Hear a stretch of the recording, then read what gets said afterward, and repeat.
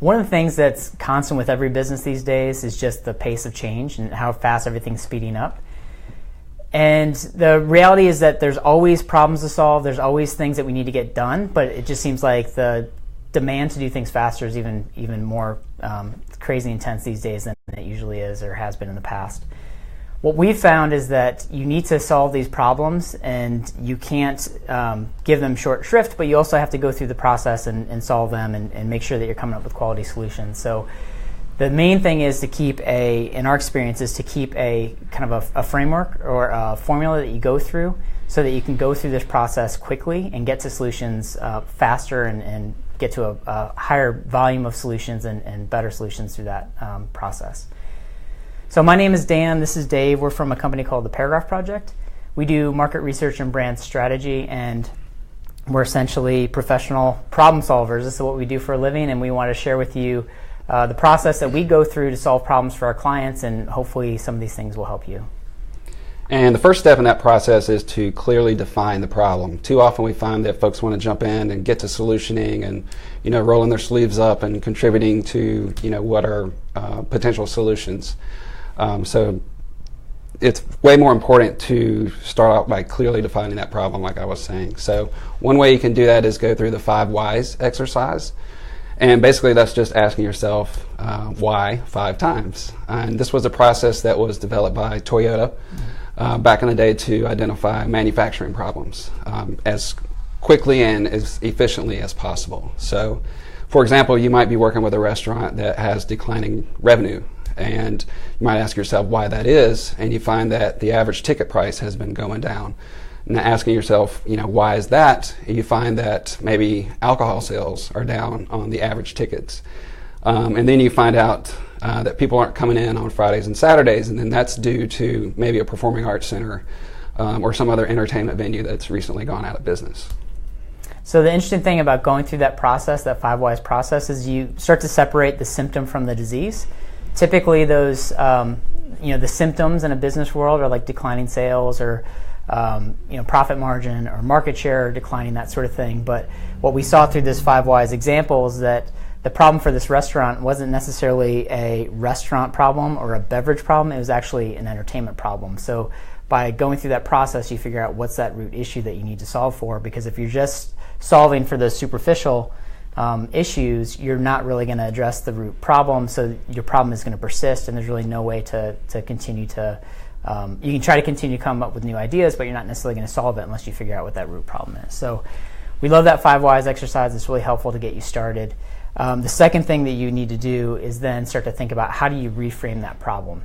So going back to that example, the restaurant example, so if that problem that you've identified is that alcohol sales are down because that performing arts center closed, you can start to think about, well, how do we reframe that problem in a way that can lead us to some interesting solutions? So we use something we call how might we statements.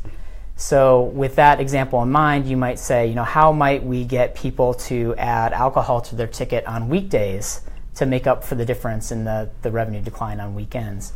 That might be a way to go. Or you might have a how might we statement, like how might we get people that are working in the city to do happy hour at our restaurant before they leave the city for other entertainment options. That's another how might we. Or how might we get people to stick around after work, and like how might we create more entertainment value within the restaurant itself. So those are just a couple different examples, but if you articulate those how might we statements, it really sets you up for some interesting solutions potentially.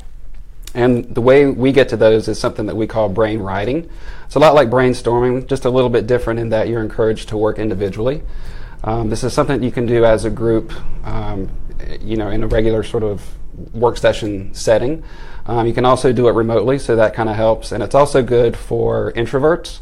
A lot of times in work sessions and brainstorming sessions, it's sort of like the loudest voice in the room gets heard, and other ideas might be sort of squelched. So this is a way to get all the ideas out on the table. And if you have a handful of folks doing 3, 4, 5 solutions for each of those how might we statements, you immediately end up with, you might have dozens of solutions that you're able to sort of evaluate and prioritize. Yeah. And the main thing here is that for this stage anyway, that like quantity is quality. So the more ideas that you can get, the more likely you're going to have a gem in the bunch. So don't censor yourself. Just come up with as many ideas as possible. And once you have all of those, then you start to move into step 4, which is starting to evaluate. So you obviously don't have unlimited resources, unlimited time. You can't do all of these solutions. So how do you start to evaluate which ones to move forward with? And we like to use, kind of go through all those different ideas and essentially like score them, maybe on like a 1 to 5 scale, on 2 different criteria. First off is how easy is it to implement the potential solution? And then the second is how big could the potential impact be if you implemented that solution. So by using those 2 different criteria and scoring each idea on those 2 different elements, you can get a very kind of quantifiable read on what solutions might be the best ones to move forward with and have the biggest impact on your problem and turn the business around.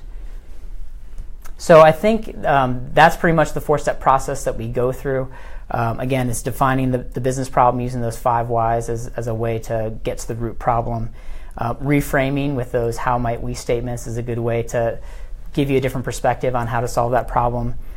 Generating ideas through like a brain writing exercise, and then the final thing is evaluating which ideas to move forward with. So a lot of different tools and tricks to think about using. Hopefully they add value in your process. The main thing that we always come back to is making sure that you have the right problem articulated. A lot of people, to Dave's point earlier, they just like to jump right in and try to get to the solution. But if you don't have the problem articulated clearly and in a compelling way, it's going to be tough to come up with solutions that really fix the problem.